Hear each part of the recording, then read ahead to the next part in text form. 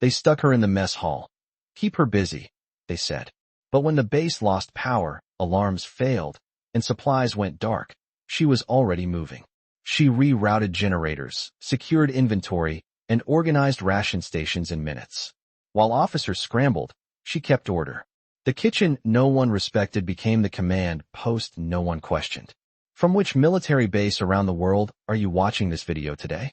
If you enjoy stories that blend military strategy with unexpected leadership, consider subscribing for more content that explores how the most underestimated positions often hold the greatest power.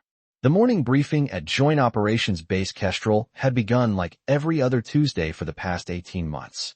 Colonel Marcus Harrington entered the Climate-Controlled Command Center at exactly 0545 hours, his polished boots clicking against the reinforced concrete floor with metronomic precision. The base, nestled in the mountainous terrain of eastern Afghanistan, served as a critical intelligence hub for coalition forces operating across the region. Fluorescent lights hummed overhead, casting their sterile glow across banks of computer monitors and tactical displays showing real-time satellite feeds from across 3 provinces.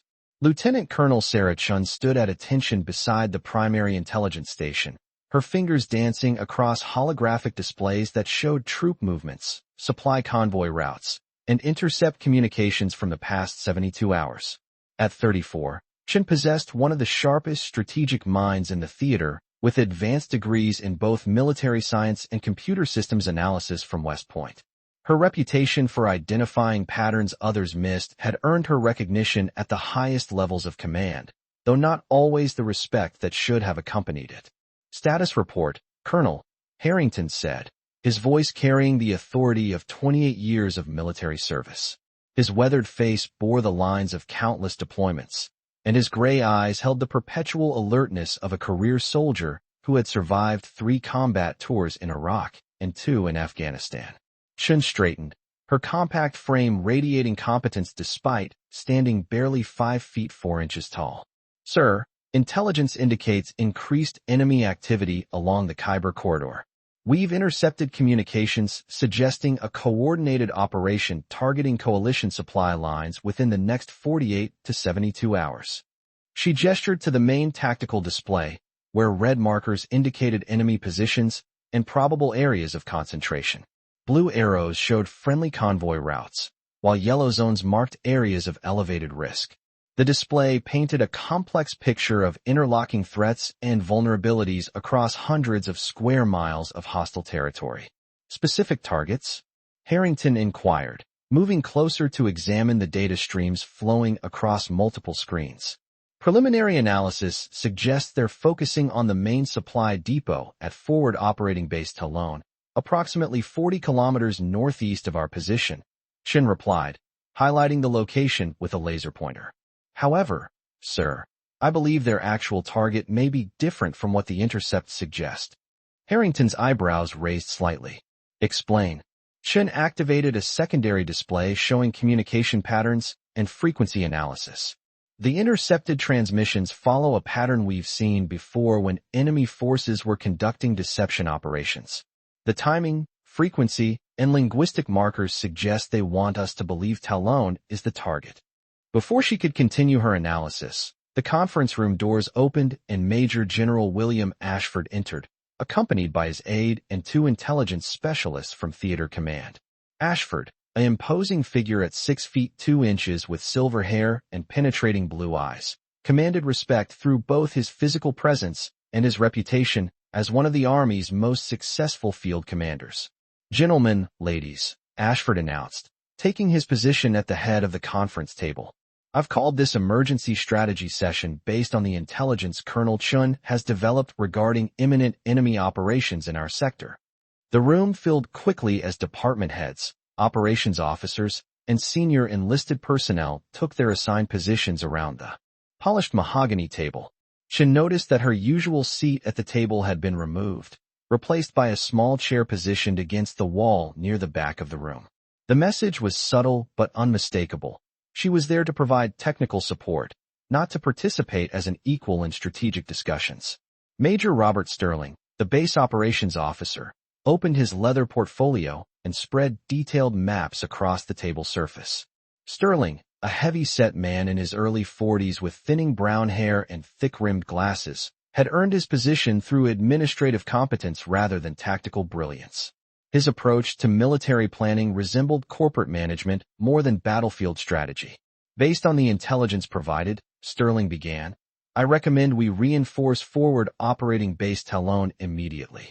We should deploy additional security teams, establish extended perimeter defenses, and coordinate with regional command to provide air support coverage during the anticipated attack window. Nods of agreement circled the table. Lieutenant Colonel James Morrison, the base's senior logistics officer, added his assessment. We can reroute 3 supply convoys currently scheduled for other destinations to beef up Talon's defensive capabilities. Additionally, I suggest we temporarily suspend non-essential operations at smaller outposts to concentrate our forces. Chen shifted uncomfortably in her chair, her analytical mind identifying multiple flaws in their reasoning. The plan they were developing would leave significant vulnerabilities elsewhere while reinforcing a target that enemy forces might not actually intend to attack. She raised her hand slightly, hoping to contribute her alternative assessment. General Ashford noticed her gesture. Yes, Colonel Chen. Did you have something to add to the technical analysis? The phrasing stung. Technical analysis, not strategic input. Chen stood, maintaining military bearing despite the dismissive tone. Sir, with respect, I believe we may be falling into a classic deception trap. The enemy communications we've intercepted show markers consistent with deliberate misdirection operations we've encountered previously. Major Sterling glanced up from his maps with barely concealed irritation. Colonel, while I appreciate your technical expertise with communication intercepts, strategic planning requires understanding of broader operational dynamics that extend beyond signal analysis. Several officers around the table murmured agreement. Chen felt the familiar sting of being marginalized, reduced to her technical specialties rather than recognized for her strategic capabilities. She had experienced this pattern repeatedly throughout her career, her insights valued when they supported prevailing opinions, dismissed when they challenged conventional thinking. Sir, she persisted, addressing General Ashford directly. If I may present the complete analysis, including the deception indicators and probable alternative targets. Ashford checked his watch, a gesture that didn't go unnoticed by anyone in the room. Colonel, I understand your concerns, but we need to move quickly on this. Time is critical, and we can't afford to second-guess solid intelligence with theoretical alternatives. The dismissal was final. Chen returned to her seat, her jaw tight with frustration. Around the table, the discussion continued, building on Sterling's initial assessment and Morrison's logistical recommendations. Plans took shape for reinforcing Talon, repositioning assets, and establishing communication protocols for the anticipated engagement. As the meeting concluded, assignments were distributed among the senior staff. Chen was given responsibility for maintaining communication intercept operations and providing technical support for field commanders. No mention was made of her strategic analysis or alternative target assessment. After the senior officers departed, Chen remained in her chair, staring at the tactical displays that still showed the intelligence data she had compiled. Captain Maria Santos, the base's communications officer, approached her with a sympathetic expression. Don't let them get to you, Santos said quietly. Your analysis was solid. I've seen those deception patterns before too. Chen nodded appreciatively, but remained focused on the displays. They're making a mistake, Maria. I can feel it. The enemy isn't interested in Talon. They're setting us up for something else entirely. So what are you going to do about it? Chen studied the data streams, her mind working through alternative scenarios and probability matrices. I'm going to keep analyzing. Just because they don't want to hear it doesn't mean I stop doing my job. What Chen didn't realize was that her reputation for thorough analysis and unconventional insights had already traveled beyond the walls of Joint Operations Base Kestrel. In a secure facility buried beneath the mountains of eastern Afghanistan, enemy intelligence operatives had been studying coalition communication patterns, personnel assignments, and decision-making processes for months. They had identified key individuals whose assessments could potentially disrupt their operational plans. Lieutenant Colonel Sarah Chun appeared prominently on their target analysis reports. 3 days after the strategy meeting, as coalition forces maintained elevated alert status around forward operating base Talon. Chen continued her independent analysis from her assigned position in the base's communication center. The facility, located 2 levels below ground in reinforced chambers designed to withstand direct artillery strikes, hummed with constant activity as signals analysts monitored electronic communications across the region. Chen's workstation occupied a corner of the main monitoring floor, surrounded by banks of sophisticated electronic surveillance equipment that could intercept, decode, and analyze communications across multiple frequency ranges simultaneously. Her screens displayed scrolling data streams showing conversation fragments, location coordinates, and pattern analysis algorithms working through thousands of intercepted messages. "Anything new on the deception indicators?" Santos asked, settling into the adjacent workstation with a cup of coffee and a stack of communication logs. Chen highlighted several data points on her primary display. "The patterns are becoming more obvious, not less. Look at this frequency analysis from the past 48 hours. The screen showed communication traffic distributed across time periods, with color-coded markers indicating different types of messages. Red markers showed operational communications, blue indicated logistical coordination, and green represented what appeared to be casual conversation between enemy units. See how the operational communications spike at specific intervals, but the casual conversation remains constant." Chen pointed to the timeline display. "In genuine operational planning, casual communication typically decreases as units focus on mission preparation.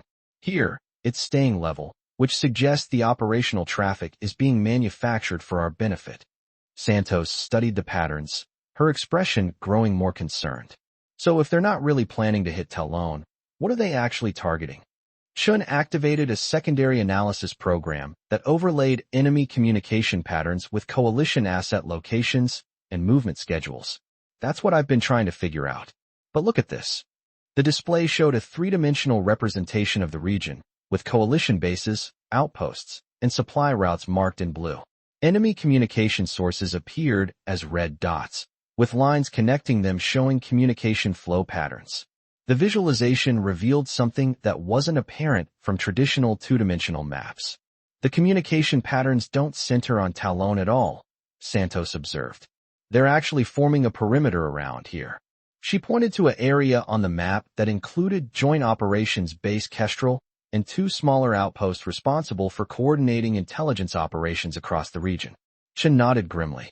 "I think they're planning to hit intelligence infrastructure rather than supply depots. If they can disrupt our ability to coordinate information between bases, they can operate with much greater freedom across the entire sector." Santos felt a chill run down her spine. "Have you reported this to Colonel Harrington?" "I tried to present it at the strategy meeting 3 days ago. They weren't interested in alternative theories." Before Santos could respond, an alarm began sounding throughout the communication center. Emergency lights activated, bathing the underground facility in pulsing red illumination. The primary power systems fluctuated, causing computer screens to flicker and backup systems to engage with mechanical clicking sounds.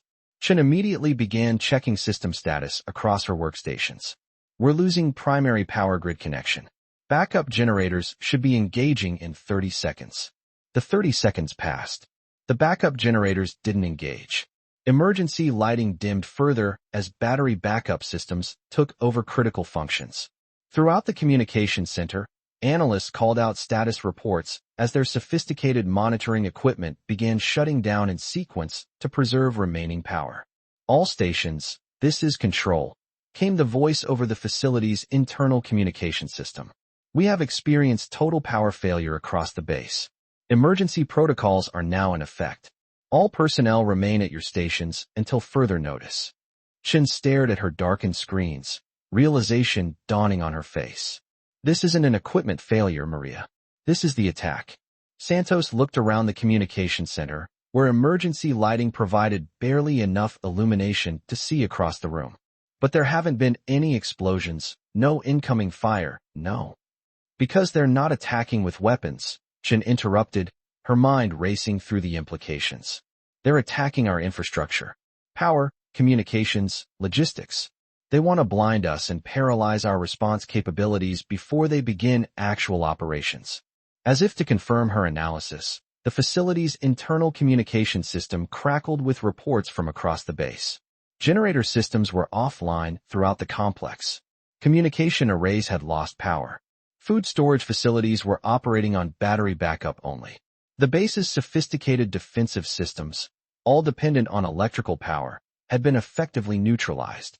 In the darkness of the communication center, Chen made a decision that would define not only her career, but potentially the survival of everyone at Joint Operations Base Kestrel. She stood from her workstation and began moving purposefully toward the emergency equipment lockers. "Where are you going?" Santos called after her.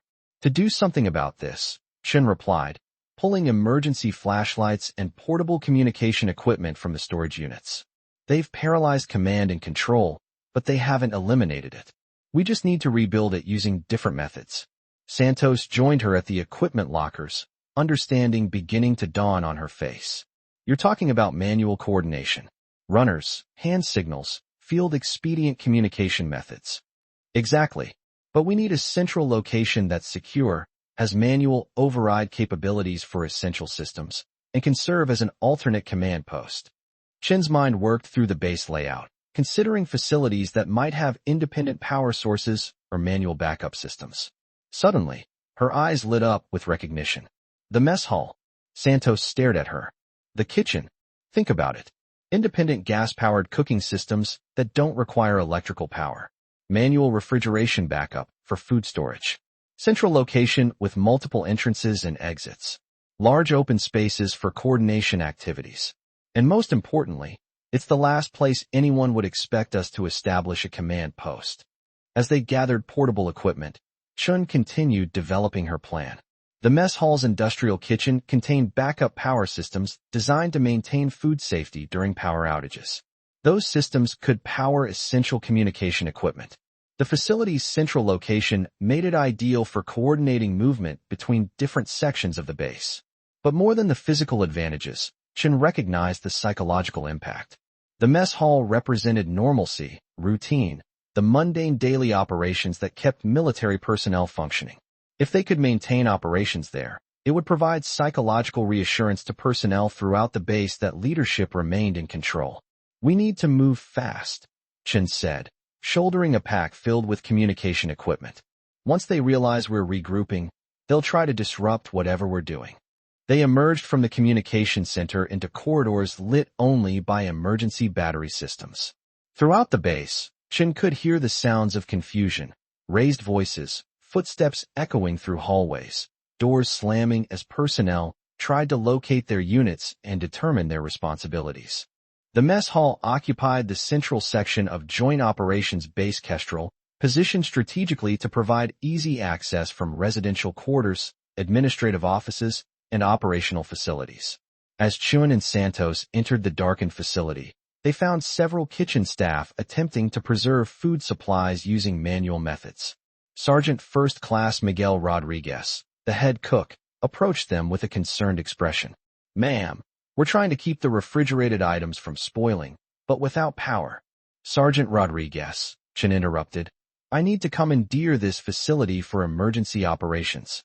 Can your backup gas systems power essential equipment?" Rodriguez nodded. "Yes, ma'am. The emergency generators for food storage can handle additional load." "What kind of equipment are we talking about?" Chen began unpacking the portable communication gear. "Radio systems, computer terminals, maybe some lighting. We're setting up an alternate command post." Rodriguez's eyebrows raised, but he didn't question the unusual request. "I'll get my people to help however we can." As they worked to establish communication equipment throughout the mess hall, Chen sent Santos to locate key personnel from different departments. Her plan required coordination between multiple specialties, communications, logistics, security, and operations, but she needed people who could work flexibly rather than those locked into rigid hierarchical thinking. Captain Jennifer Walsh, the base's supply officer, arrived first, followed by Staff Sergeant David Park from the communications section and Lieutenant Marcus Thompson from base security. Each brought expertise in their specialties, but more importantly, they brought adaptability and willingness to work outside normal protocols. What's the situation assessment? Walsh asked, settling at one of the improvised workstations Chen had established using dining tables and portable equipment. Chen activated a battery-powered tablet displaying the intelligence data she had compiled over the past several days. This power outage isn't equipment failure. It's the preliminary phase of a coordinated attack designed to blind our intelligence capabilities and paralyze our response systems. She showed them the communication patterns that had led to her analysis. They're not targeting our firepower or our defensive positions. They're targeting our ability to think, communicate, and coordinate. Lieutenant Thompson studied the tactical display. So when our power comes back online and our systems restart, they'll have positioned themselves to exploit the confusion. If our power comes back online, Chen corrected. I think they're planning to keep us dark for an extended period. Long enough to complete whatever their actual objective is. Park, working at a communication station improvised from kitchen equipment and portable radios, looked up from his work. I'm getting intermittent contact with Talon. They're reporting power fluctuations, but no complete outage. Same with the smaller outposts. We seem to be the only facility with total system failure.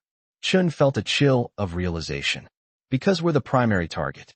Everything else was misdirection. The implications settled over the group like a heavy blanket.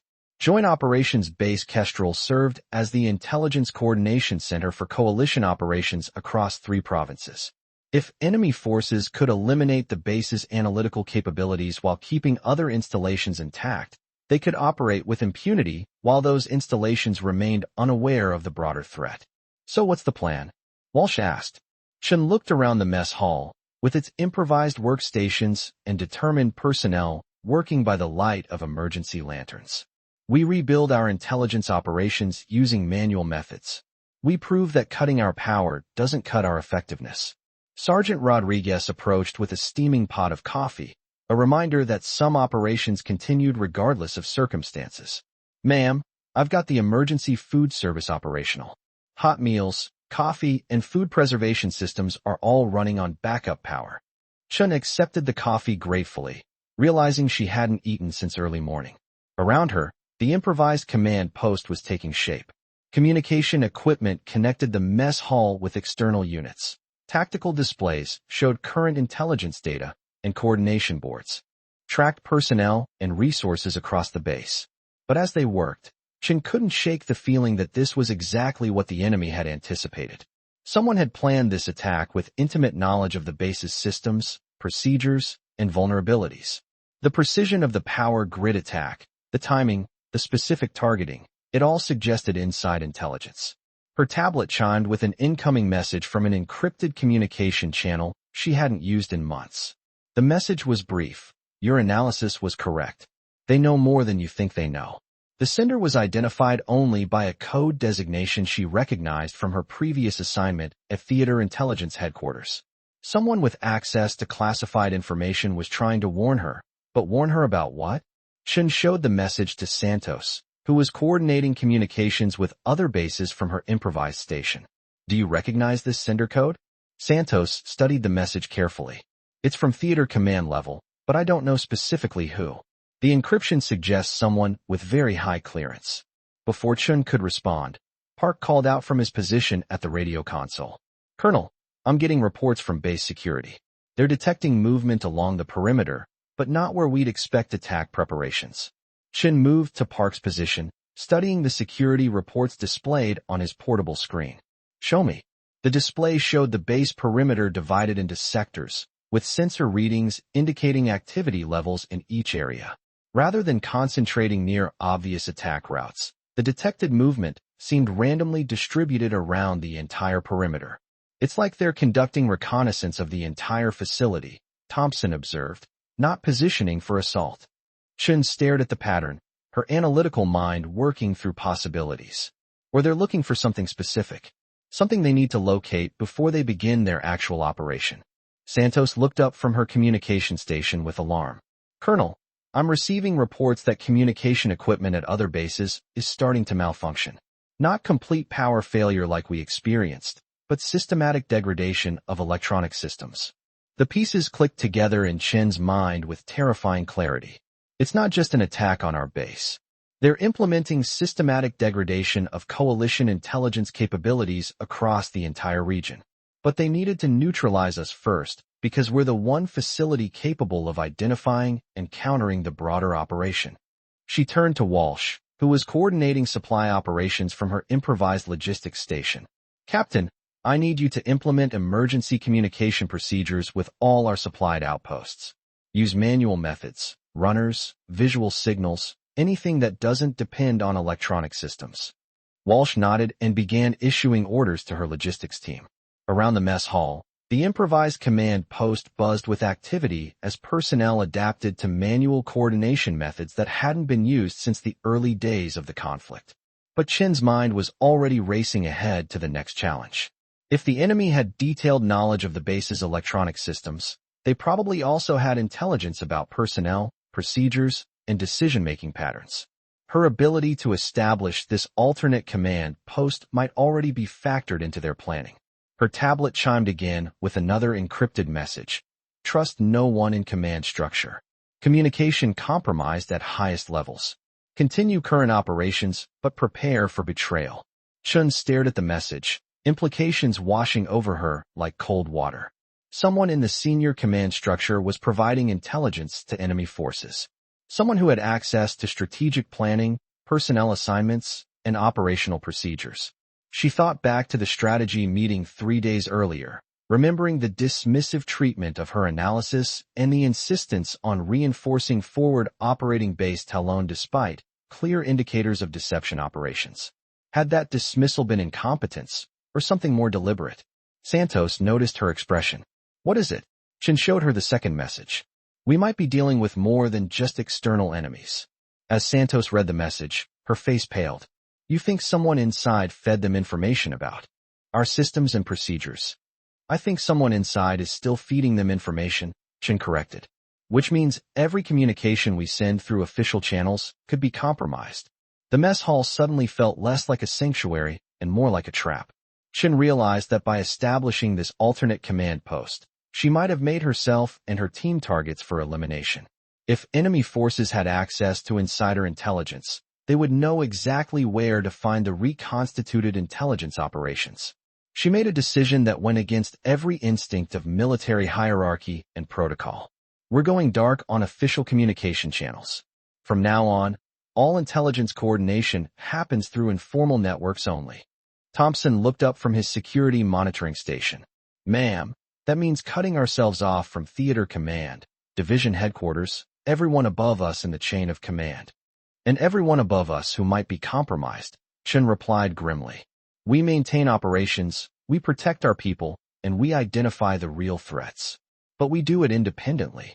As if summoned by her words, the mess hall's main entrance opened and Colonel Harrington entered, accompanied by Major Sterling and 2 personnel Chen didn't recognize.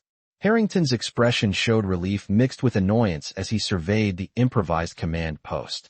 Colonel Chen, he said, his voice carrying clear disapproval. While I appreciate your initiative in establishing this alternate facility, proper command authority needs to be re-established immediately. Chen stood at attention, but her mind was calculating rapidly. Harrington's arrival less than an hour after they'd begun operations seemed remarkably coincidental. Sir, we've established functional intelligence operations and are coordinating base security from this location. That's all well and good, Colonel, but you're operating outside proper chain of command protocols. Major Sterling will be taking over coordination of all intelligence operations until normal command functions are restored. Sterling moved toward the communication equipment with obvious familiarity, his hands reaching for controls and displays as though he knew exactly how they were configured. Chen noticed that he showed no surprise at their improvised setup, no curiosity about how they'd managed to establish functional operations so quickly. Sir, Chen said carefully, before we transfer operations, could I brief you on the intelligence analysis that led to our preparation for this attack? Harrington waved dismissively. Colonel, the attack is over. The power outage was caused by equipment failure, not enemy action. Maintenance teams are working to restore normal operations. Chen felt her heart rate spike. Either Harrington was incompetently wrong about the situation, or he was deliberately misrepresenting it. Sir, with respect, We have clear indicators that this was a coordinated attack designed to. Colonel Chen, Harrington interrupted, his tone sharpening.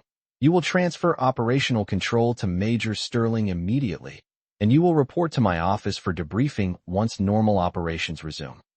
The two unidentified personnel who had accompanied Harrington moved closer to Chen's position, their body language suggesting they were prepared to enforce the colonel's orders physically if necessary. Chen noticed they wore no unit insignia and carried sidearms and shoulder holsters rather than standard military belt configurations. Santos caught Chen's eye and nodded slightly toward a side exit from the mess hall. Park and Thompson had noticed the tension and were subtly positioning themselves near their equipment. Walsh continued her logistics coordination as though unaware of the confrontation, but Chen noticed she was quietly passing hand signals to her supply personnel. Of course, sir, Chen replied, maintaining military bearing while her mind raced through options. Major Sterling, the communication protocols are configured according to standard procedures, with adaptations for manual backup systems. She began a detailed technical briefing that served the dual purpose of appearing compliant while giving her team time to prepare. As she spoke, she noticed Sterling's expressions of understanding came too quickly. He was already familiar with systems he shouldn't have known about, and the coordination protocols with external units follow standard procedures modified for current circumstances, she concluded. Sterling nodded and moved to take her position at the primary coordination station. Thank you, Colonel. I'll take over from here. As Chen stepped away from the station, she noticed her tablet displaying a new message alert. Without thinking, she glanced at the screen and felt her blood turn to ice. The message was from her encrypted communication channel, but this time it contained detailed information about the improvised command post setup, including personnel assignments, equipment configurations, and operational procedures.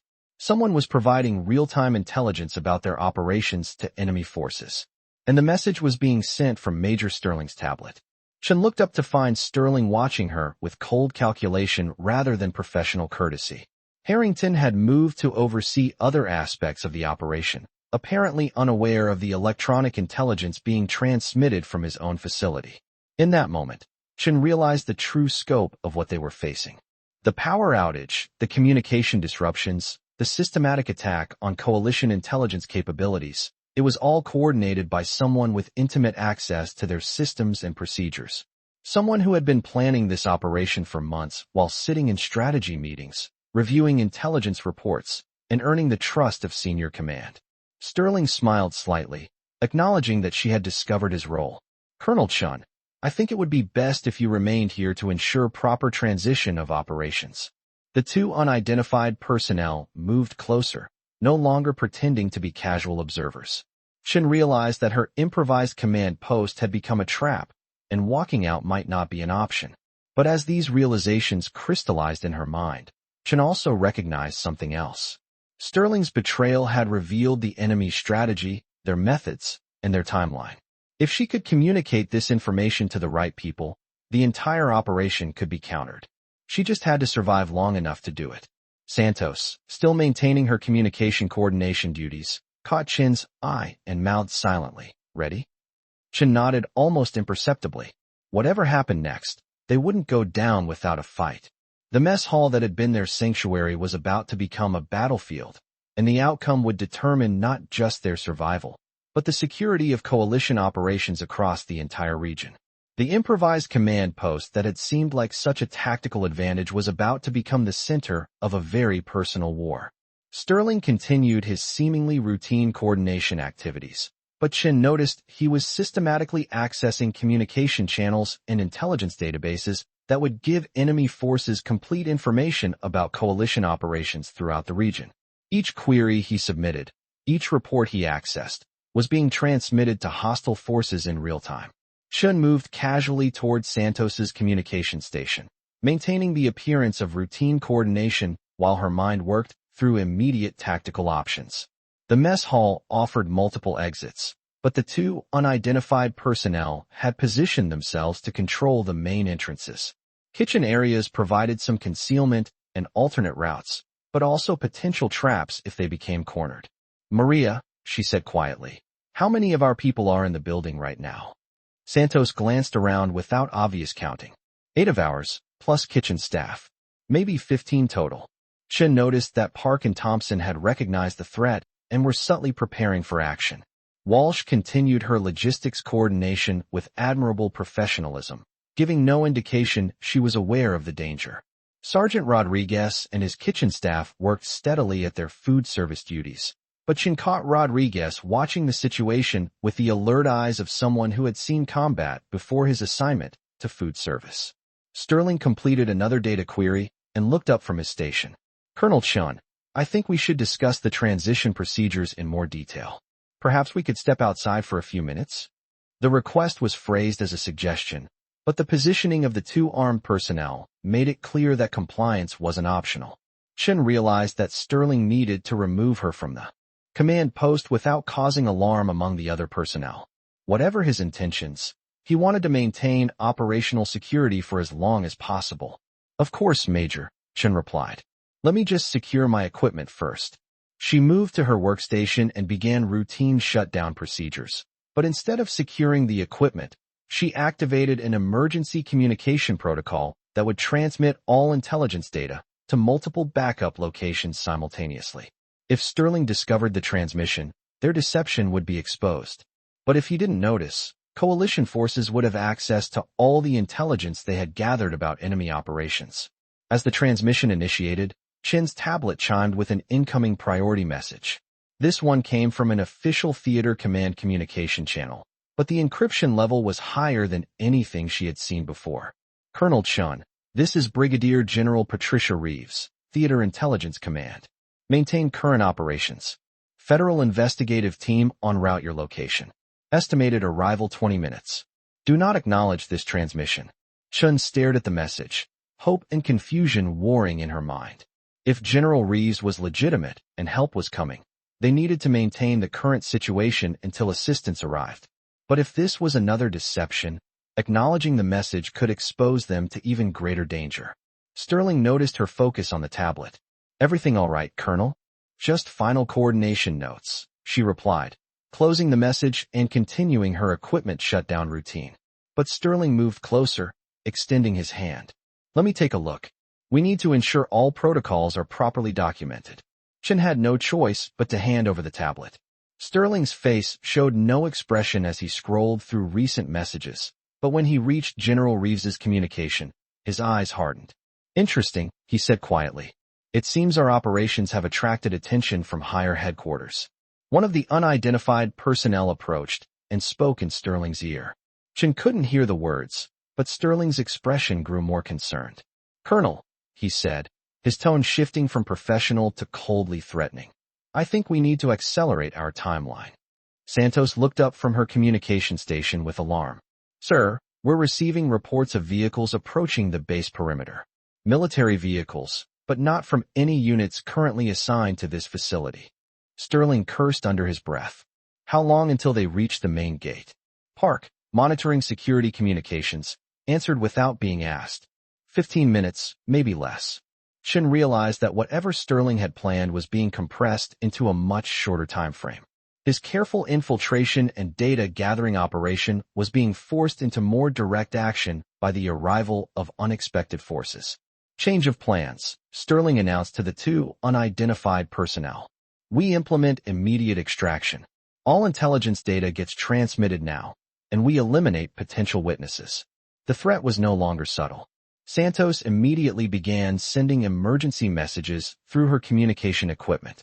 Thompson moved toward his sidearm while maintaining the appearance of routine duties. Park continued his monitoring work but positioned himself near emergency equipment. Chen understood that they had perhaps minutes before Sterling decided to end the deception entirely. Major, whatever operation you're running, it doesn't have to end this way. You've already transmitted significant intelligence. Your people can still extract successfully. Sterling smiled coldly. Colonel, you've been a bigger problem than anticipated. Your analysis 3 days ago was remarkably accurate. If Colonel Harrington had listened to you instead of dismissing your assessment, this entire operation would have been compromised. The admission confirmed what Chen had suspected. Sterling had been deliberately influencing command decisions to suppress intelligence that would have revealed enemy plans. His position as operations officer had given him access to all strategic planning and the ability to marginalize assessments that threatened the deception operation.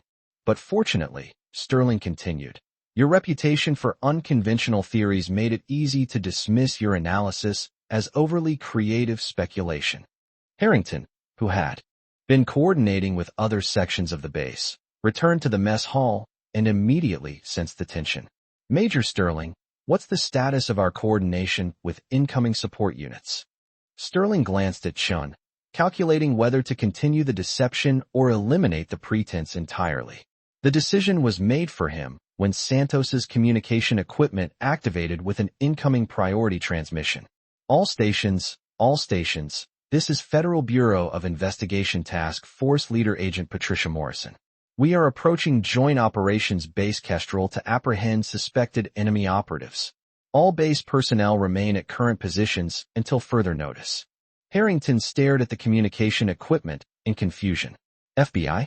What the hell is going on here? Sterling's facade crumbled entirely. One of the unidentified personnel drew his sidearm, while the other moved to secure the mess hall's main entrance. Sterling himself pulled out a sophisticated communication device and began transmitting rapid data bursts. Colonel Harrington, Chen said urgently, Major Sterling has been providing intelligence to enemy forces.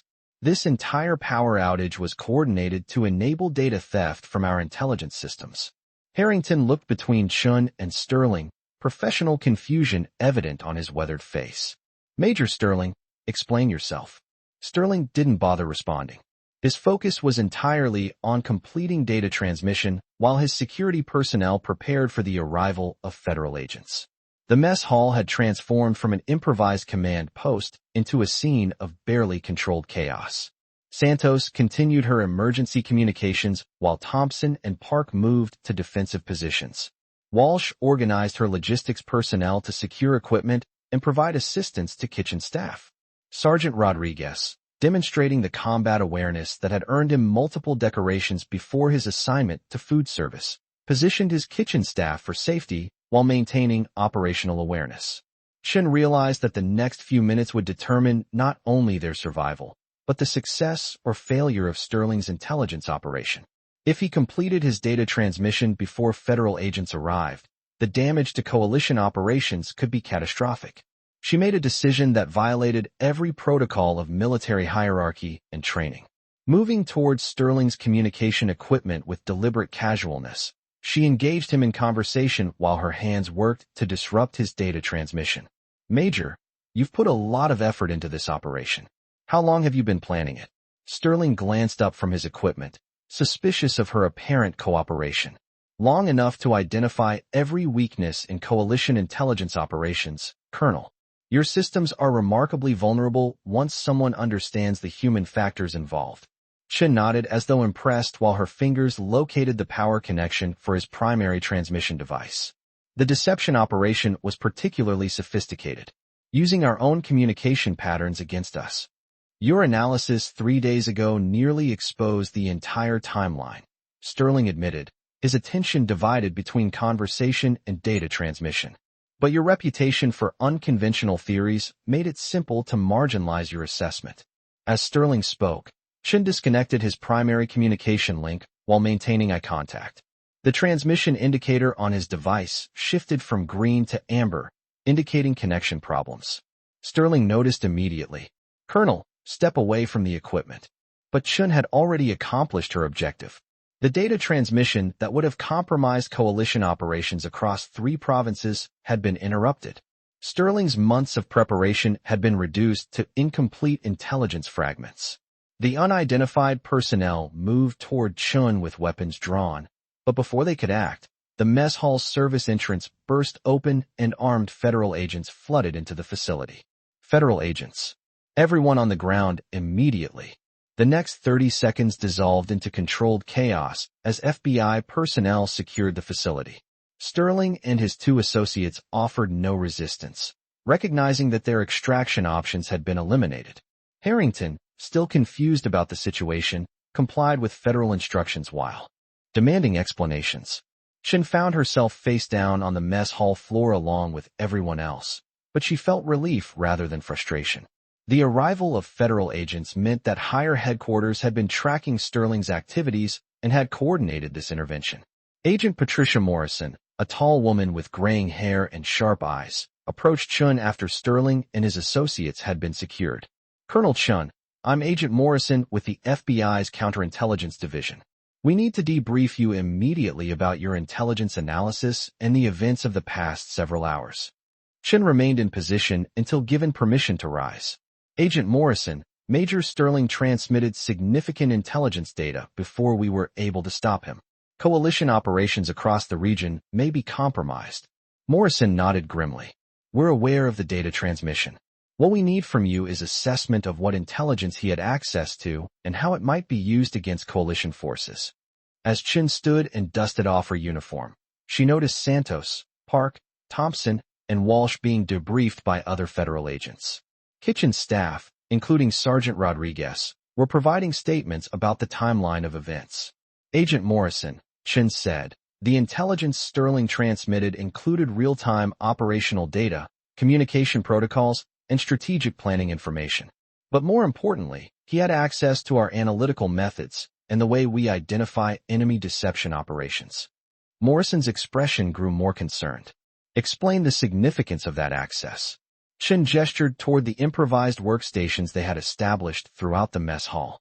"Sterling knew how we analyze intelligence, how we identify patterns, how we develop assessments.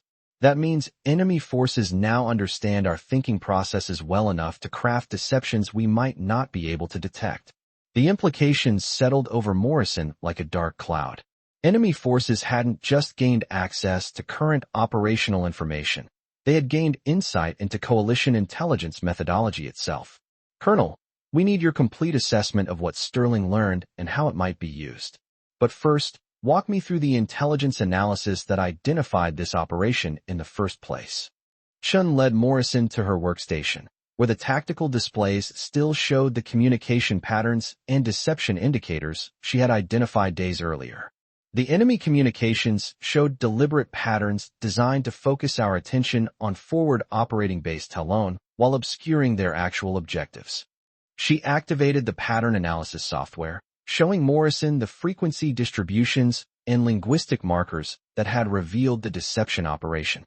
But more concerning was the precision of their timing. They knew exactly when we would detect their communications, exactly how we would analyze them, and exactly how our command structure would respond. Morrison studied the displays with professional interest. "You're saying they had inside knowledge of your analytical processes. More than that, they had inside knowledge of our decision-making processes, our personnel assignments, our strategic planning methods. Sterling wasn't just stealing information. He was shaping our responses to serve enemy objectives." As they spoke, Colonel Harrington approached with obvious frustration. "Agent Morrison, I demand to know what authority gives the FBI jurisdiction over military intelligence operations." Morrison turned to face Harrington with official formality. "Colonel, Major Sterling has been under federal investigation for suspected espionage activities for the past 6 months. This operation was coordinated with Theater Command and Pentagon oversight." Harrington's face showed shock and anger. 6 months? Why wasn't I informed that one of my senior officers was under investigation?" "Because, Colonel, we weren't certain whether his activities were limited to intelligence theft or included recruitment of additional assets. Your base's security required that the investigation remain compartmentalized." Chen understood the implications immediately. Federal investigators had been watching Sterling while he conducted his intelligence operations, allowing him to continue until they could identify the full scope of his network and activities. "Agent Morrison," she said, "if you've been tracking Sterling for 6 months, you must have identified his communication methods and contacts." Morrison nodded. "We have comprehensive intelligence about his network, his handlers, and his operational objectives. What we didn't anticipate was his ability to manipulate your base's response to the power grid attack." Santos approached their group with a communication tablet displaying urgent messages. "Agent Morrison, we're receiving reports from other bases in the region. The communication disruptions we detected earlier are spreading. Whatever Sterling's people planned, it's happening now across multiple facilities." Chen felt her heart sink. Sterling's capture hadn't stopped the broader operation. It had been designed to continue even if he was compromised. Agent Morrison, Sterling's intelligence theft was just one component of a larger attack on coalition intelligence capabilities. They're implementing systematic disruption across the entire regional network. Morrison activated her secure communication device and began coordinating with federal teams at other locations. All units, this is Morrison. Implement immediate countermeasures at facilities Bravo through Hotel. Suspect coordinated intelligence operation in progress. As Morrison coordinated the broader response, Chen studied her tactical displays with growing understanding of the enemy strategy. The attack on Joint Operations Base Kestrel hadn't been designed to destroy the facility. It had been designed to force them to reveal their emergency procedures, backup systems, and alternative communication methods. They wanted us to establish this improvised command post, she said to Santos. They wanted to see how we would respond to systematic infrastructure failure.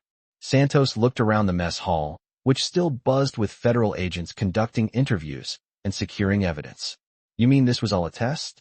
A test of our resilience, our adaptability, our ability to maintain operations under adverse conditions. And we just demonstrated all of our capabilities for them. Morrison finished her coordination calls and returned to Chen's position. Colonel, your assessment is correct. Intelligence we've gathered from Sterling's network indicates they've been studying coalition response procedures for months. This operation was designed to validate their understanding of how we respond to different types of attacks. Chen felt a mixture of admiration and horror at the sophistication of the enemy strategy. They've been learning our doctrine by forcing us to implement it under controlled conditions. Exactly. And now they have comprehensive intelligence about coalition emergency procedures, backup systems, and command decision-making processes under stress. As this realization settled over them, Chen understood that Sterling's capture, while tactically significant, represented only a small victory in a much larger intelligence war.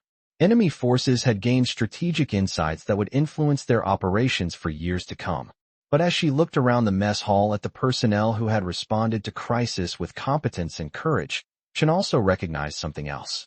The same adaptability and resourcefulness that had enabled them to maintain operations during the attack would serve them well in the ongoing conflict.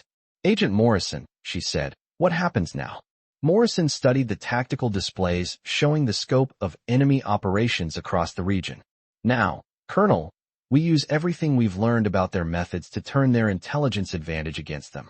They've been studying us, but we've also been studying them. She activated a secure tablet displaying intelligence data that had been gathered during Sterling's months of suspected activities. Every communication he sent, every query he made, every report he accessed, we monitored all of it. Which means we have detailed intelligence about enemy information requirements, operational planning, and strategic objectives. Chen felt hope returning as she realized the scope of federal intelligence gathering operations. You've been conducting a counterintelligence operation while they thought they were conducting an intelligence operation. Precisely. Sterling and his network provided us with unprecedented insight into enemy capabilities and intentions. His capture represents the conclusion of one of the most successful counterintelligence operations in recent military history. Santos joined their conversation with updated communication reports.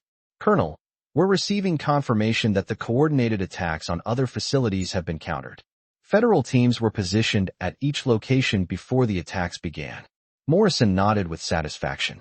6 months of patient intelligence gathering has provided us with complete understanding of enemy intelligence networks across the region. Tonight's operations represent the simultaneous roll-up of espionage activities that have been targeting coalition forces for over 2 years. Chen stared at Morrison with growing admiration for the scope and sophistication of the federal counterintelligence operation. You let them think they were successful while you gathered intelligence about their entire network. The same way they let you think your analysis was being dismissed while they gathered intelligence about your analytical methods. The difference is that we were coordinating our deception with legitimate authority while they were committing treason. As federal agents completed their evidence gathering and began preparing to transport Sterling and his associates for further interrogation, Chen reflected on the events of the past several hours. Her analysis had been correct, her tactical decisions had been sound, and her improvised command post had enabled them to maintain operations during a sophisticated attack. But more importantly, She had learned valuable lessons about the nature of modern intelligence warfare.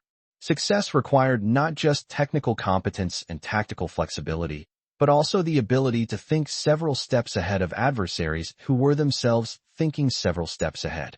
Sergeant Rodriguez approached their group with a fresh pot of coffee and a concerned expression. "Ma'am, my kitchen staff and I want to know, will we be able to continue operations here? This facility has been our home for 18 months. Chen looked around the mess hall, which had served as dining facility, improvised command post, and finally the center of a counterintelligence operation that had protected coalition forces across 3 provinces. Sergeant, I think this facility has proven its strategic value beyond anyone's expectations." Morrison smiled at the exchange. "Sergeant Rodriguez, your facility will not only continue operations, but it's being recommended for commendation for its role in supporting critical intelligence operations. The improvised command post established here tonight enabled the success of a major counterintelligence victory. As federal agents completed their activities and prepared to depart, Agent Morrison handed Chen a secure communication device. "Colonel, Theater Command wants you to report to General Ashford's headquarters tomorrow morning. Your intelligence analysis and tactical leadership during this operation have attracted attention at the highest levels."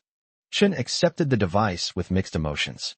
Recognition for her work was gratifying, but she also understood that success in this operation would likely lead to assignment to more complex and dangerous intelligence missions. "Agent Morrison, what happens to the intelligence Sterling transmitted before we stopped him?" Morrison's expression grew serious. "That intelligence is being analyzed by specialists to determine what countermeasures are necessary. But Colonel, your quick thinking in disrupting his transmission prevented the compromise of ongoing operations across the entire theater. The incomplete intelligence he transmitted is manageable. Complete intelligence would have been catastrophic." As Morrison and her team departed, Chen found herself alone in the mess hall with Santos, Park, Thompson, Walsh, and Sergeant Rodriguez. The improvised workstations remained in place, but normal lighting had been restored and the atmosphere felt less urgent. "So what do we do now?" Santos asked.